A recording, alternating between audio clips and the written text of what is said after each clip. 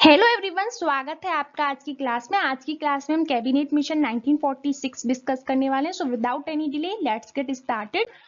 Cabinet mission 1946। जिस समय cabinet mission Bharat आया था उस समय ब्रिटेन के पीएम क्लीमेंट इटली थे, जो कि लेबर पार्टी को बिलोंग करते थे। और उस वक्त ब्रिटेन की हालत कमजोर थी क्योंकि वो अभी अभी रिसेंटली 1945 में सेकेंड वर्ल्ड वॉर में हार गया था। ऊपर से यूएस जैसे देशों का प्रेशर था ब्रिटेन के ऊपर कि जो आपके औपनिवेशिक देश आपके अंतर्गत आते हैं आप उन सबको आजाद कर दो, क्योंकि आप ऐसी स्थिति में नहीं हो कि आप उनको कंटिन्यू कर पाए।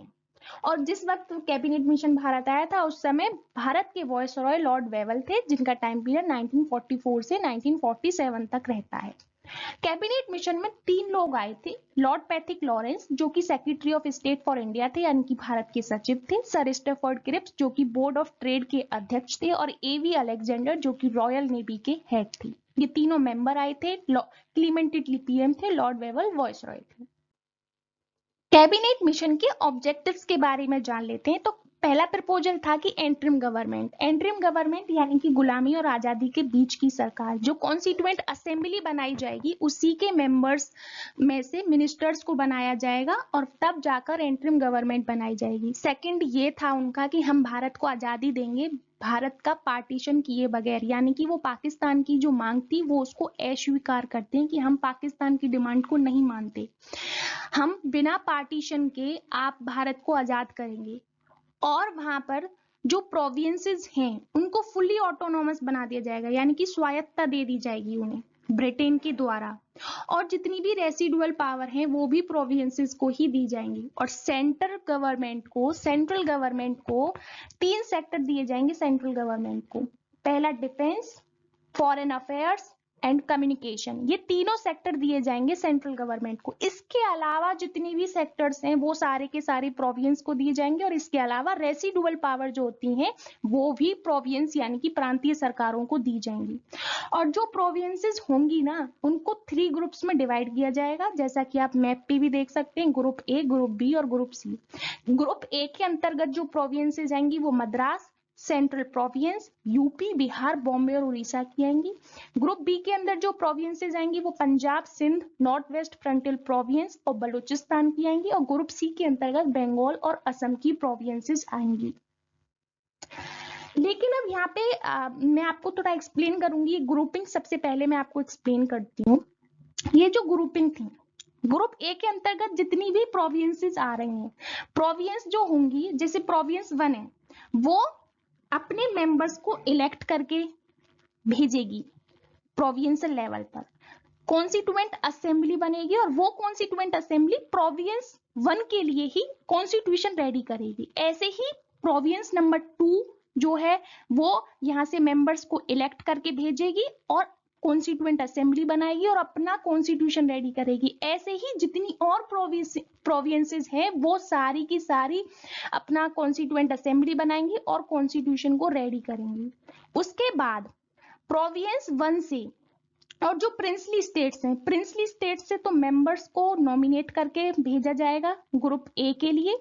और जो प्रोविंस 1 है यहां से मेंबर्स को इलेक्ट करके भेजा जाएगा।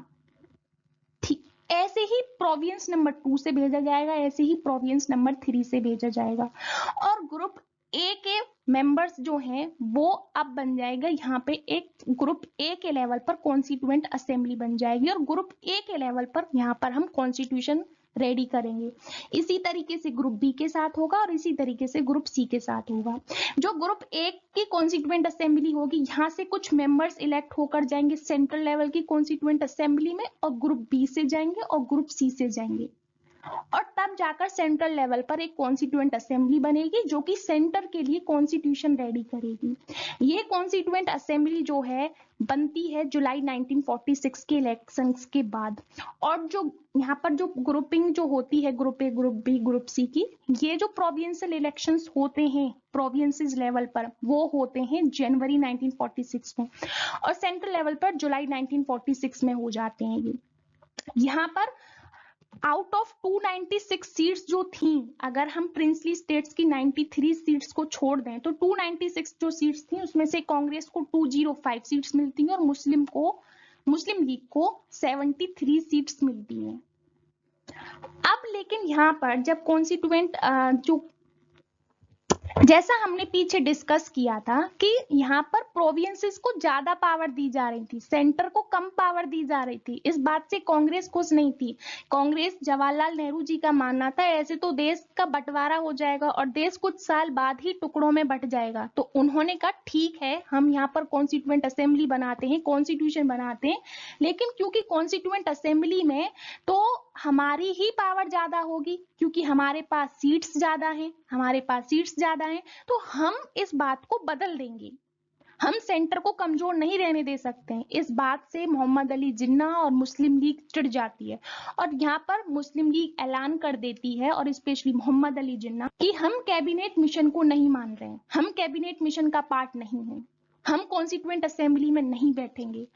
और 27 जुलाई 1946 को मुस्लिम लीग डायरेक्ट एक्शन डे 16 अगस्त 1946 बोल देती है कि हम इस दिन डायरेक्ट एक्शन डे, या तो आप हमें भारत देंगे या तो भारत बनेगा या भारत बर्बाद हो जाएगा, ऐसा मोहम्मद अली जिन्ना बोलते हैं। We want only Pakistan now, अब हमें पाकिस्तान ही चाहिए। पहले तो इनिशियल स्टेज पर मोहम्मद अली जिन्ना, मुस्लिम लीग खुश थे कि ग्रुपिंग है, चलो कोई बात नहीं, ग्रुप ए और ग्रुप सी से मिलकर हम पाकिस्तान बना लेंगे। इसमें एक बात और था कि जो प्रोविंसेस जो हैं वो इसका पार्ट, ग्रुपिंग का पार्ट नहीं बनना चाहती हैं, वो 10 साल बाद अलग हो सकती हैं। लेकिन मोहम्मद अली जिन्ना का कहना था कि नहीं, ऐसा नहीं होना चाहिए, ये बिल्कुल कंपलसरी होनी चाहिए ग्रुपिंग। और जबकि कांग्रेस का मानना था कि ये ग्रुपिंग कंपलसरी नहीं होनी चाहिए। इस बात पर भी दोनों की बहस छिड़ जाती है। तो यहाँ पर ये कैबिनेट मिशन था। If you like the video, please like, share and do subscribe to my channel. Thank you so much for watching. Keep watching.